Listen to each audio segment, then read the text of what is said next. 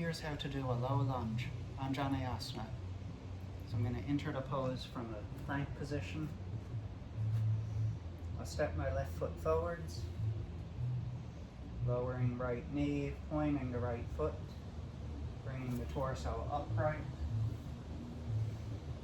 So the feet are going to be on two parallel tracks, hip width apart.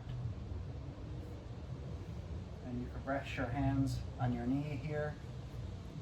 And in low lunge, you want to sink the hips forwards and down. So that'll help to stretch the hip flexor. With left leg in front, I'm stretching the right hip flexor here. You could also engage the right glute to get a deeper stretch to the hip flexor. Sinking the hips forwards and down.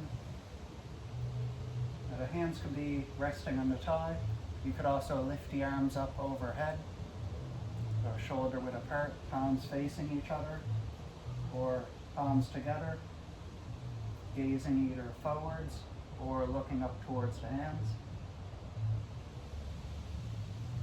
If you have your arms overhead, you still want to sink the hips forwards and down.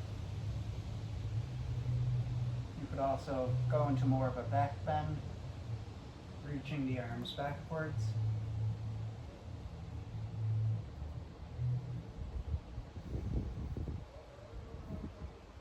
And to exit the pose, plant the hands back down, curl the right toes under, lift the knee, and step the left foot back to plank.